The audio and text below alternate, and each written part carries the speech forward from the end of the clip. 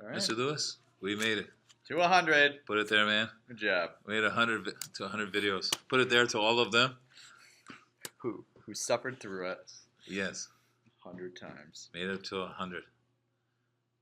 You ready for 200? No. We got one topic after this, just chi-square distributions, and then a bunch of review. All right, so this is about match pairs tests. Yes. Okay, best explained with an example. We're just going to do one hypothesis test and one confidence interval. Mm-hmm. Okay, so what do we have here? Okay, well, below we have automobiles. So in automobiles, it's believed that premium gas is more effective than regular gas. I don't pay for that stuff, do you? No. No, me neither. Definitely not. In the miles per gallon, so below is the table of 10 cars who use both types of gas. So we're going to need to use a matched paired t-test to test the hypothesis at alpha 0.05.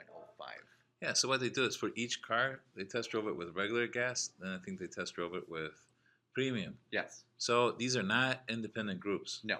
This is matched pairs. Right. If we just taken a random sample of cars and did regular, and another random sample of cars and did premium compared, maybe that would be difference of means or something, but Yes. these are the same car, same group of cars both times. Right. All right, we're on track.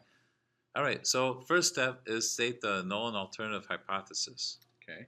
And this is about differences. So HO. HO and HA. So we use mu with a subscript D, right, for difference. Difference. And we're assuming there's no difference. 0. And we want to know, is there evidence that, what did they say? That premium is more effective. More effective. So that means that the premium, this L2, yes, or list 2 gets higher. So we want right, the difference to be less than 0. Than 0. Yeah, because we're going to do L1. So maybe put an L1 over here for the regular. Mm-hmm. That's going to be in list 1. And premium list 2. So since we want premium, we're seeing if premium's bigger, mm-hmm, L1 minus L2 is less than 0. Right. All right. Now, 2, check the conditions. Okay. Well, we already know they're not independent. Yeah, so it's the paired data assumption's true. Right. Are they random?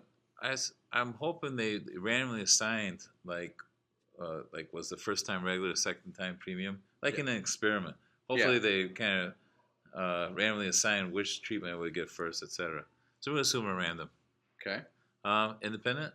The pairs are independent. Yes, the pairs are independent. Yeah, but not the 2 whole sets. Right. Okay. Nearly normal. Well, you can histogram it up. Or box plot it up. Or box plot it up. All right. You know why I like box plot? I don't know, histogram. Because it's easier to compare to. Look for outliers and, yeah. So I have mine in list 3. I got the differences. So we're doing it on the differences. Okay. Might want to zoom stat that. You might want to turn it on. Zoom stat on. So zoom 9. On would also help. All right. Can you see that? There are no outliers. All right. Okay. So not dramatically skewed. A little skewed, but not dramatically skewed. We'll go with it. All right. So it's nearly normal. Mm-hmm. All right. Okay. So the next step, third step, is to figure out our t-test. Yeah. Right? The mechanics. Right. So we do T equals the average. So let's write the formula. D bar. Right. The average difference minus what we assume it to be, divided by the standard error. Of D bar. Yeah. Okay. So D bar. So I put list 1, list 2, subtracted and put it in list 3, was -2. Okay. Okay. And the standard deviation 0. Yeah, we're assuming it's 0. And the standard error is going to be, well, the standard error of the differences is 1.41. 1.41. And we have to divide that by square root of 10.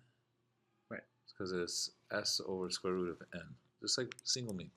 Right. All right, so this -2. thing, remember, was SD divided by square root of n. Yeah. So this is kind of like what we did in the past. We've done a lot of things, though. It all starts to blend at one point. It does. And I get -0.448. Now, 0.44? -4. Oh, -4.448. Man, this is so reject, I bet. Because even though it's not like Z, it's similar to Z. Right. It's like an approximation to Z. So I know the T distribution is slightly different, but -4 is going to be really weird. All right, so we're going to do TCDF. And this is a left tail test. Yes, it is. So this has 9 degrees of freedom. Mm-hmm. So we use TCDF. From -infinity to -4.48. Mm-hmm.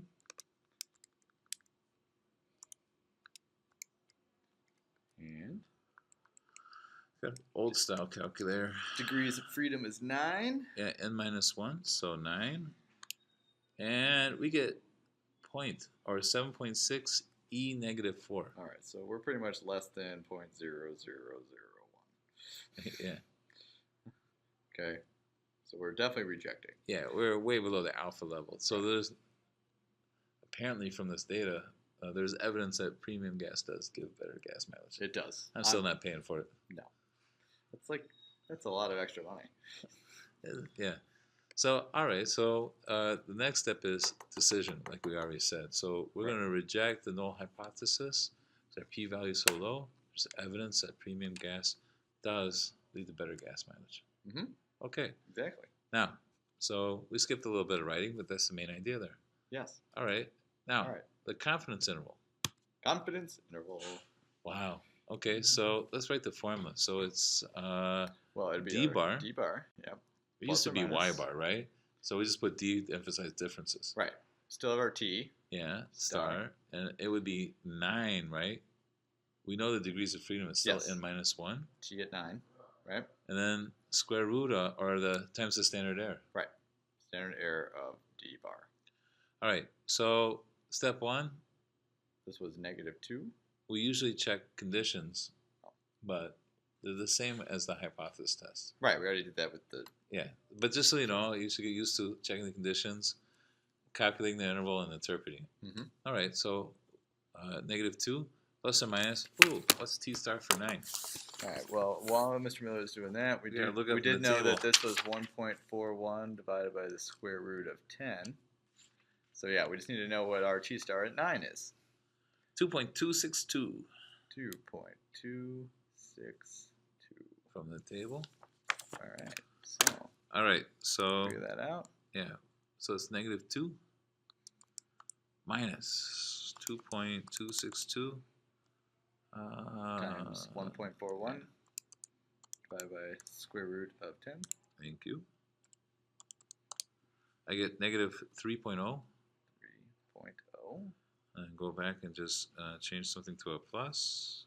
Of course, this calculator won't do that. There we go. Oh, shoot. Went too far.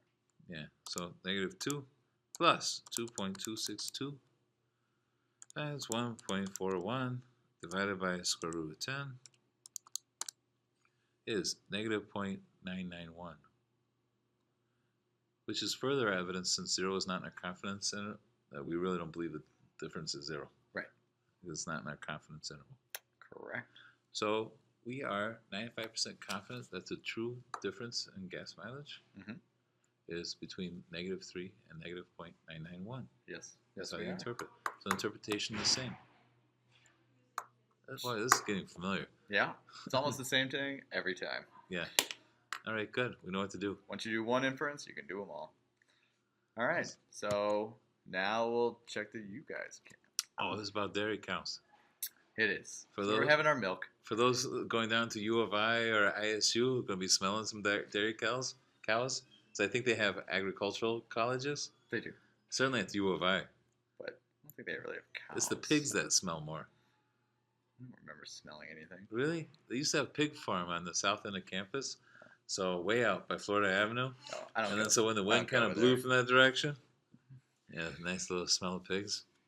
All right, so many dairy cows now receive injections of BST, a hormone intended to spur greater milk production.